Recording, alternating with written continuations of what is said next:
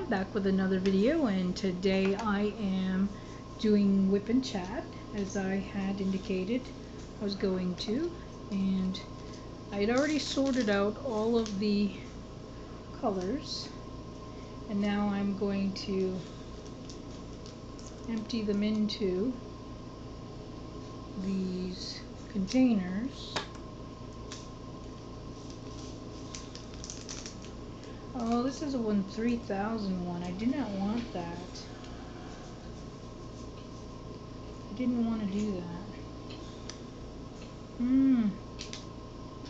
I was working on the lower numbers first. Okay.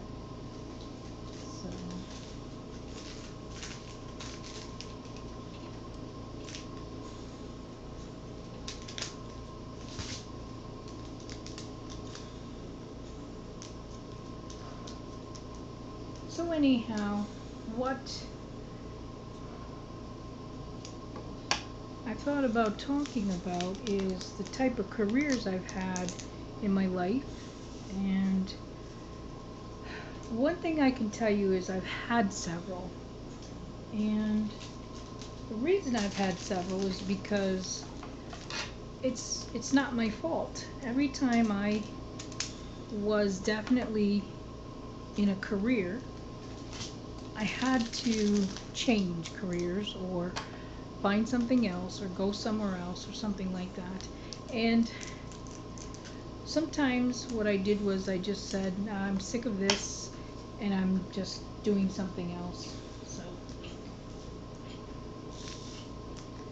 Okay. So it all started out when I was just out of high school. It was the summer after high school, and I was thinking hard about what am I going to be, what am I going to do, am I just going to get a job, am I going to go to college, all that kind of thing. And I didn't have any answers, so I was babysitting. While I was babysitting, the woman I was babysitting for, she came home one day and she said, "Oh, Lisa, could you come to work at my work?" And I said, "Well, sure."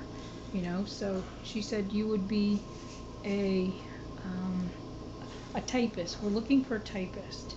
Now she knew I had already had typing in school, in high school, and then I was going to actually pursue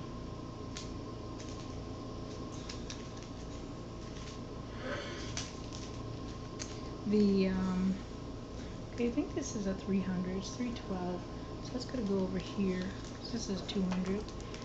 I was going to pursue being a computer programmer because I had been able to do that in school quite well, and I wasn't happy about being a secretary, even though that's what I majored in.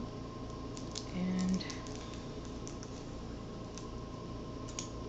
so when I was working there, she had it was going quite well, and I loved it so much. It was a legal secretary, and that was fantastic. So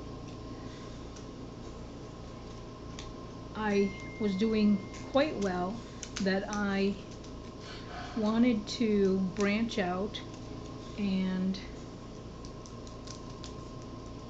become a paralegal, because it was just such an attractive type of a position where not only do you get to have a secretary of your own, but you actually get to meet with the clients and assist the attorney prepare documents and stuff like that. And I just thought it was the greatest thing on earth. So that's what I wanted to do. And with the firm I was with, they definitely did this. They advanced you, they paid for it and everything. So I was so pleased, and they accepted me as a candidate. And on the night before I was going to go to paralegal school, because I was already, going to college at night, doing night school. Then during the day, for half the day you would go to paralegal school.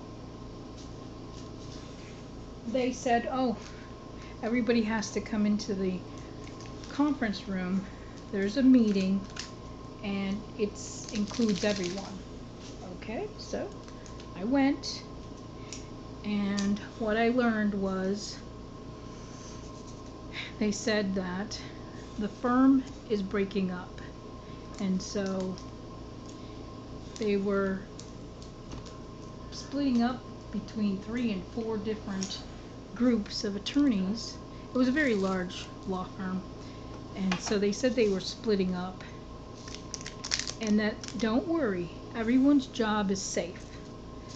Okay, you work for an attorney, you can go with them as long as they, want you and all of that kind of thing. So, I was immediately a little worried because I wasn't working for any attorney. What they did was, when you were going to be a paralegal, you worked for no one. You were kind of like a fill-in. And so I had said to one of the major bosses, I said, oh, what about someone who doesn't work for one attorney but works for them all?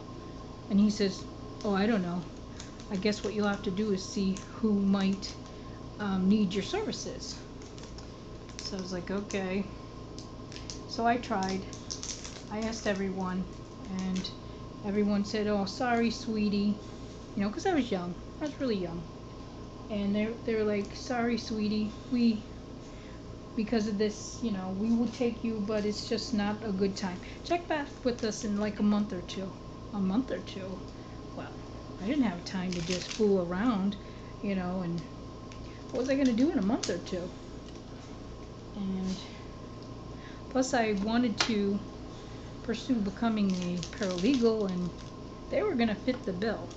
So that was my first situation where I wasn't fired, and I didn't quit, but I had to find a different job. And that was kind of crushing and heartbreaking. I wasn't too pleased about that when that happened.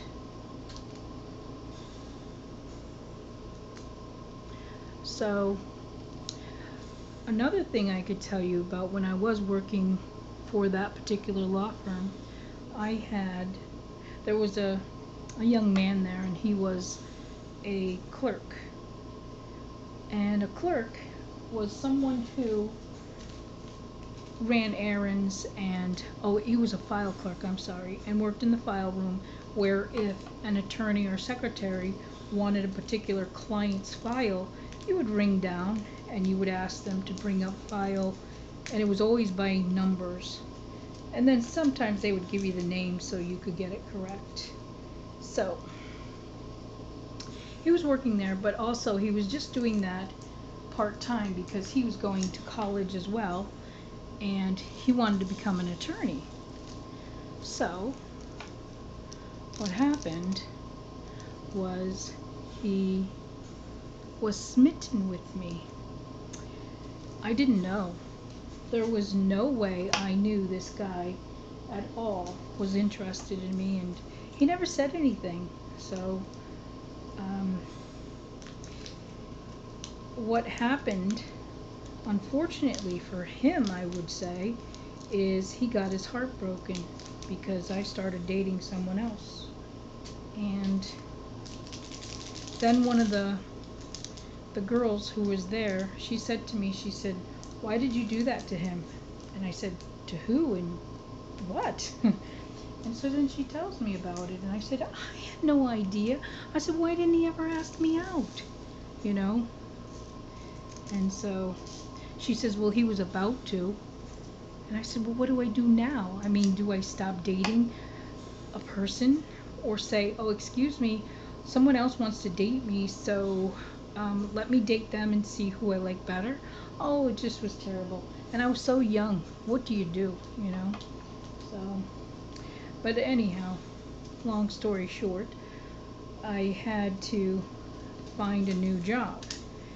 And so I went out and pounded the pavement, as they say, back in the day, and I had found a job, but it was only temporary.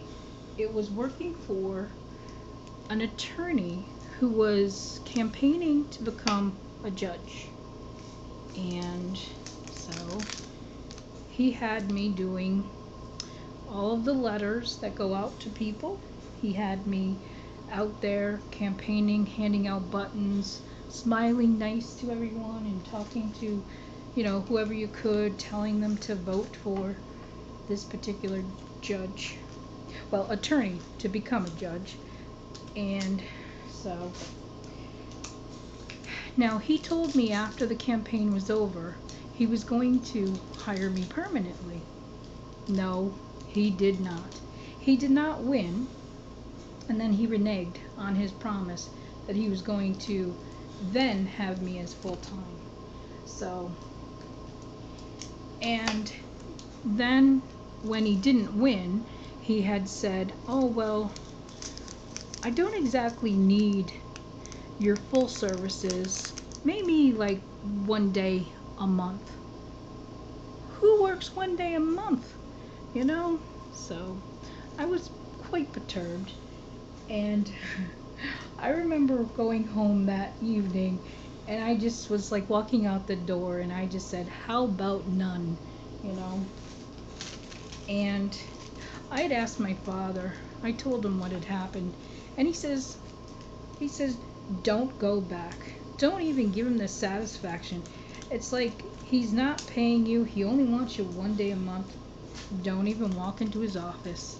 Let it go.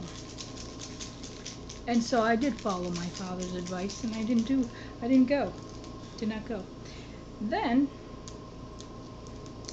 I was looking, and I found a job, and it was for two individuals who they were partners, and they had just become partners.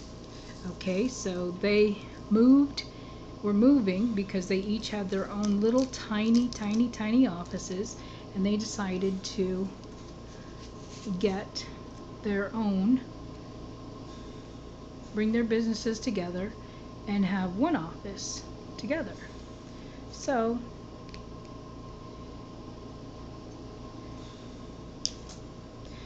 I was able to get that job as a legal secretary.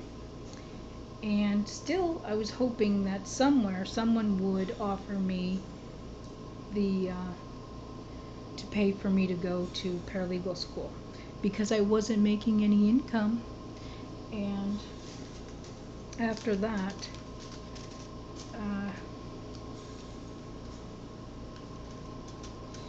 what I had learned is they didn't want me to work for them forever. Oh, no. They only wanted me to work for them for 3 months to get them organized so that their former secretary could come in, because she was older and she did not want to handle boxes and set up the office and stuff like that.